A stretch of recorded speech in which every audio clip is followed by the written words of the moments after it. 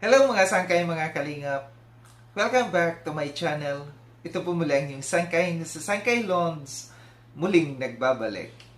Kumusta? Kumusta kayong lahat? Sana nasa mais na kalagayan ng lahat. Papadito sa Pilipinas or sa mga nasa ibang bansa, dobling ingat tayo no. So may love shoutout sa inyong lahat sa Team Sangkay Original, Team Sangkay Sponsors, Team Kalingap, Kuya Val at Edna Kalingap Rob. Sa lahat ng aking mga followers, supporters, and subscribers, sa mga lolos, lolas, OFWs, at PWDs, mega love shoutout sa inyong lahat and of course, I love you all. Ayan. Mega love shoutout sa mga kasamahan ko sa Kalinga po at shares, mga kasamahan kong reactors, sa mga grupo ng bawat love teams, at sa inyong lahat na patuloy na sumusuporta at nagmamahal kay Sangkay, mega love shoutout. So ngayong araw nito mga sangkay, pag-usapan natin itong isang basher. Di ko alam kung follower or basher ito ng Jomcar na aking nakita doon sa FB page ng Jomcar 18. Naka-post ito. Basahin ko lang no. Sabi dito sa nag-post, dito sa Jomcar 18 na Jomcar 18 na FB page. Yung nag-post ay si anonymous participant. Sabi dito ni anonymous participant, wala kang hiya, ikaw matanda ka. Huwag kang mandamay ng taong walang kinalaman sa issue nyo. Nabulok na puro kasinungalingan. At walang gumawa ng kwento na wala naman kayong alam sa buhay ng dalawa. Puro kayo hinala.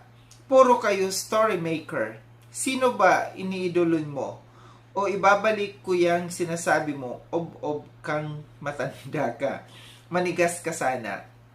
So, ito yung post dito yung sinabi dito ni, umalma kasi ito si anonymous participant dito sa sinabi nitong sinasabi ko kung hindi ko alam kung ito'y basher or basher neto. Kasi hindi maganda ang kanyang sinasabi dito. Ito si Maricel Lacanlale, no? Sabi nito ni Maricel Lacanlale na basher na ang iano natin dito sa kanya. Parang nagkakalabuan na nga ang Jomcar. Tingin nyo, hindi sila nagpapansinan, lalo na si Jomar. Hindi niya pinapansin si Carla. Pareha silang dalawa na hindi na masaya. Alam niya, kasi ang mahal talaga ni Jomar, si Ma'am Emmy. Chikadura.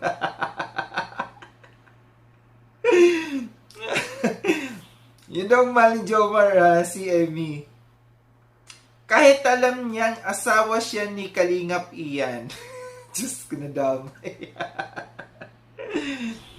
At ang jowa ni Jomar, si David, di ko maintindihan ang sabihin nito. Intindihin nyo ang sinasabi niya. Uulitin ko.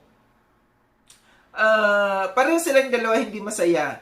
Kasi ang mahal talaga ni Jomar si Ma'am Emmy. Kahit alam niyang asawa niya si Kalingap Ian. At ang jowa ni Jomar si David. Gulo. Ang gulo di ba na ang gusto daw ni Jomar si Emmy na kahit asawa daw ni Kalingap Ian. At ang jowa ni Jomar si David.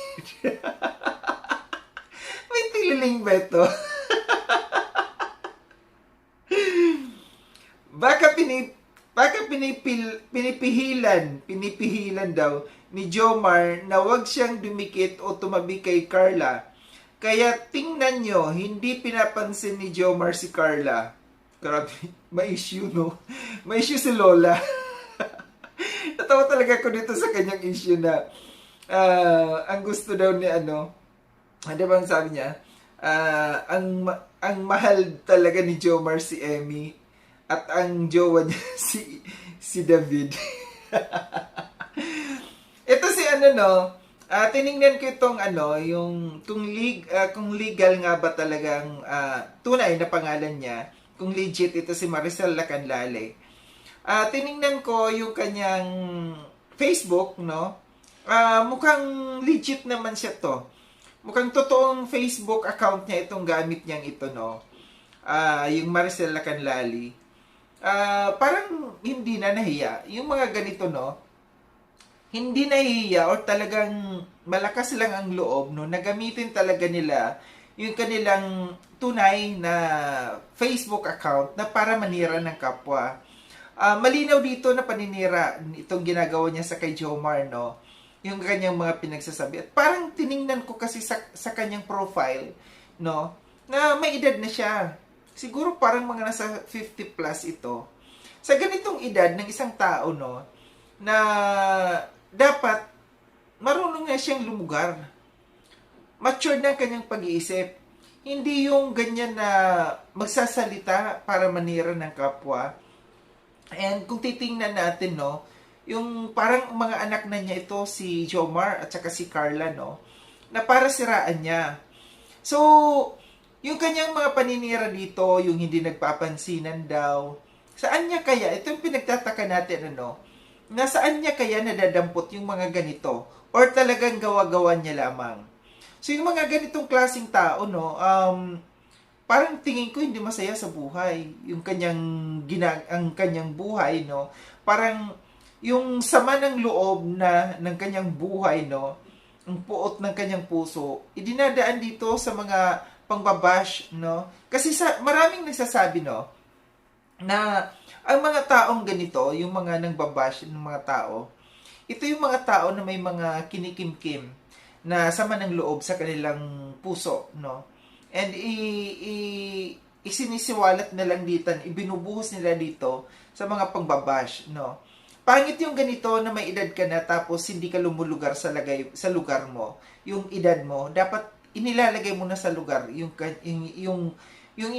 mga sinasabi, no? Kasi paninira sa kapwa ito.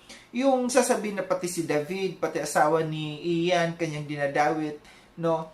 Na parang makagawa lamang ng kwento, para makapanira lamang ng kapwa, no? Masaya yung Jomcar, nakikita ko, no, na happy naman si Jomar at saka si Carla sa sitwasyon nila, kung ano man merong relasyon sila ngayon. Happy naman sila. Happy sila sa kanilang mga buhay-buhay. Kung ano man ang nararating ng kanilang buhay ngayon, kung ano man meron ang buhay nila ngayon, happy sila. Pero bakit may mga taong ganito, no, na sadyang lamang, gustong manira ng kapwa? Parang naiinggit siguro itong tao na ito, sa achievement ng dalawang ito, ni Jomar at saka ni Carla, no, na nakikita na masaya silang dalawa. So yung kanyang buhay, no, yung kanyang hinanakit sa puso, ibinubuhos dito. Parang ayaw niya siguro makakita ng mga taong masaya, no?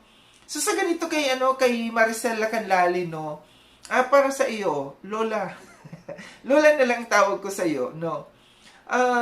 Kung ikaw ay basher, kung meron kang ibang sinusuportahan na grupo, no, huwag kang magkalat dito. Kasi kitang-kita yung yung pagmumukha mo dito, kitang-kita yung identity mo.